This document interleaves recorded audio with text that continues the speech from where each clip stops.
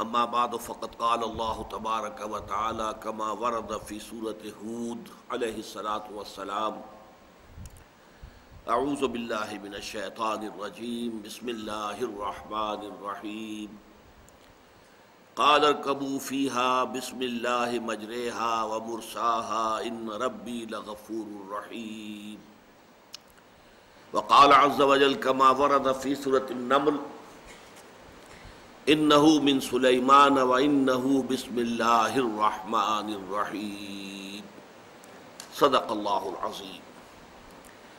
رب اشرح لي صدري ويسر لي امري واحلل عقدة من لساني يفقهوا قولي اللهم ربنا الهمنا رشدنا واعصمنا من شرور انفسنا اللهم ارنا الحق حقا وارزقنا اتباعه وارنا الباطل باطلا وارزقنا اجتنابه اللهم وفقنا لما تحب وترضى وتقبل منا فإنك خير المتقبلين آمین یا رب العالمین۔ مطالعہ قرآن حکیم کے جس منتخب نصاب کا سلسلے وار درس ان مجالس میں ہو رہا ہے،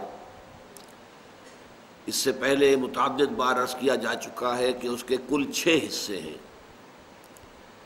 پہلا حصہ 4 اسباق پر مشتمل تھا جس کو ہم نے مکمل کر لیا ہے۔ سورۃ العصر، آیت البر، سورہ لقمان کا دوسرا رکوع، سورہ حامیم سجدہ کی آیات 30 تا 36۔ یہ جامع اسباق تھے، یہ جوامع الکلم من القرآن، قرآن مجید میں جامع ترین مقامات۔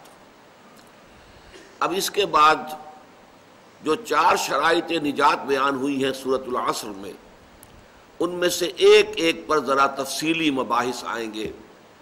چنانچہ دوسرے حصے میں ایمانیات کے ضمن میں تفصیلی مباحث،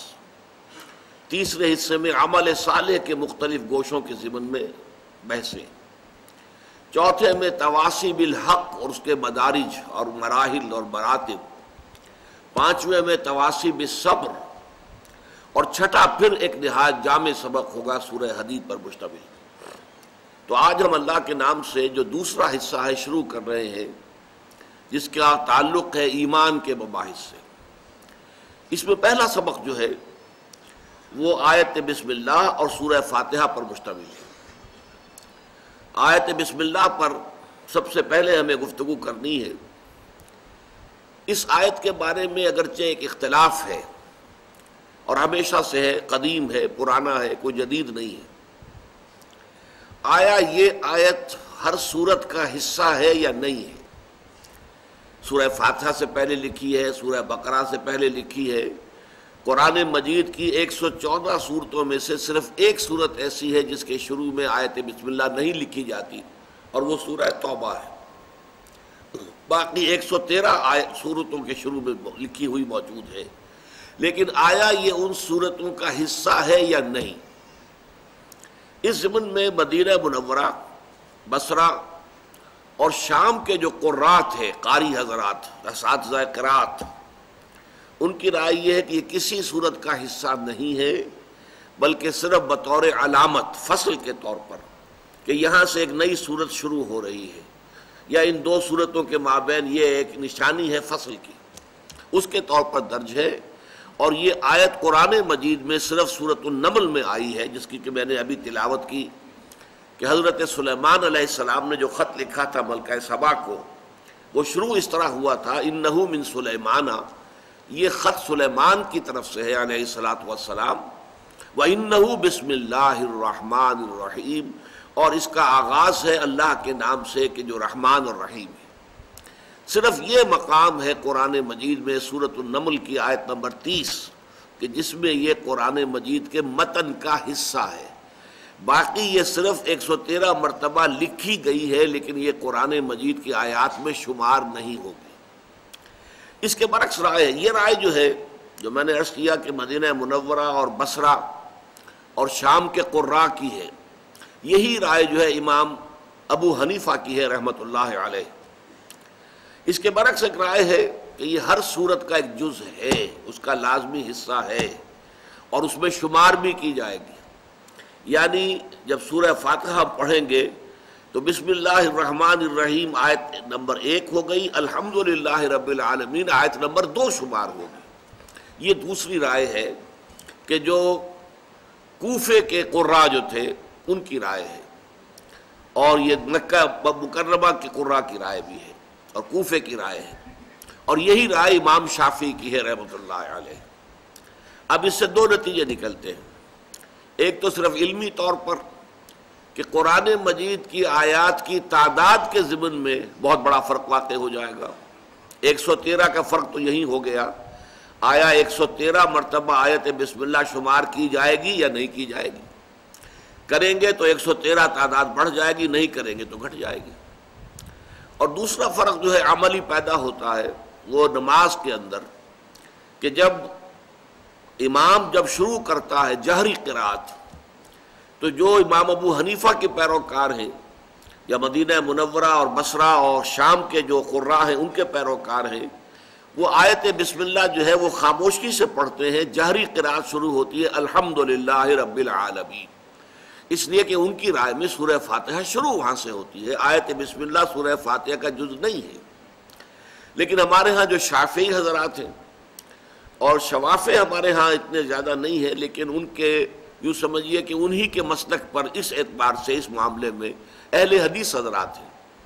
وہ جب جہری قرات شروع کرتے ہیں تو بسم اللہ الرحمن الرحیم کو بھی بلند آواز کے ساتھ ادا کرتے ہیں، پھر یہ کہ الحمدللہ رب العالمین۔ تو یہ ایک عملی فرق بھی واقع ہو جاتا ہے نماز کی ادائیگی میں، جبکہ نماز باجماعت ادا کی جا رہی ہو تو جہری رکعت کے اندر قرات کا آغاز آیت بسم اللہ سے ہوگا یا الحمدللہ رب العالمین سے ہوگا۔ اس کی بنیاد اس اختلاف پر ہے جو میں نے آپ کو بتا دی۔ یہ آیت جو ہے اپنے مفہوم کے اعتبار سے بڑی قدیم ہے، اس لیے میں نے آپ کو سورہ ہود کی آیت سنائی ہے کہ جب حضرت نوح علیہ السلام کو اللہ نے حکم دیا کشتی بناؤ اور اہل ایمان کو اس میں سوار کر لو، اور پھر جب طوفان آیا اور وہ کشتی نے جو ہے اپنا سفر شروع کیا تو کہا گیا قالا، کہا انہوں نے ارکبوا فیہا، اے اہل ایمان اب اس میں سوار ہو جاؤ،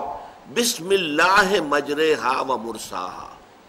اللہ ہی کے نام سے ہے اس کا چلنا بھی اور اس کا لنگر انداز ہونا بھی، جب بھی وہ لنگر انداز ہوگی تب وہ اللہ ہی کے نام سے ہوگی۔ اور اسی طرح جیسا کہ میں نے آپ کو بتا دیا سورہ نمل میں حضرت سلیمان نے خط لکھا تو انہو من سلیمان انہو بسم اللہ الرحمن الرحیم، پوری آیت جو کہ تو اس خط کے اندر موجود تھی۔ تو اس سے اندازہ ہوتا ہے کہ یہ مضمون بہت قدیم ہے، اور یہ بات کہ جو کام بھی انسان شروع کرے وہ اللہ کے پاک نام سے شروع کرے۔ اللہ کے پاک ناموں میں یہاں پر 3 جمع کیے گئے ہیں، اللہ، رحمان، رحیم۔ چنانچہ اس پہلی نشست میں آج انشاءاللہ ان 3 ناموں پر گفتگو ہوگی۔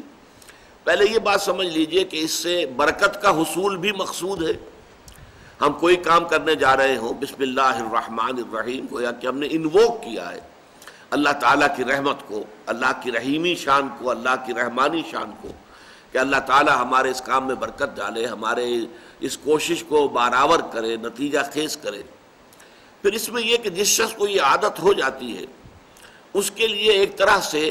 یہ ایک انتباہ بھی بن جاتا ہے کہ کوئی کام شروع کرنے سے پہلے کوئی بھی کام تھا اور اس وقت اس کو شعور نہیں تھا کہ یہ کام جو میں کرنے چلا ہوں جائز بھی ہے کہ نہیں ہے، صحیح بھی ہے کہ نہیں ہے، لیکن جب کہے گا بسم اللہ الرحمن الرحیم تو اچانک چونک جائے گا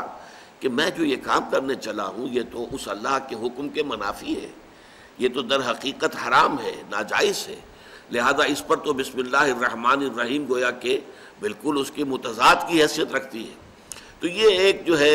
ایک سیلف وارننگ کا کام بھی اس آیت مبارکہ دیتی ہے کہ آدمی جب اس کو پڑھے تو یہ ایک شعور اس کے اندر پیدا ہو جائے، وہ ذرا سوچ لے، نگاہ باز گشت ڈال لے ذرا کہ جو ارادہ میں نے کیا ہے، جو کام کرنے کا میں نے فیصلہ کیا ہے، جس کا میں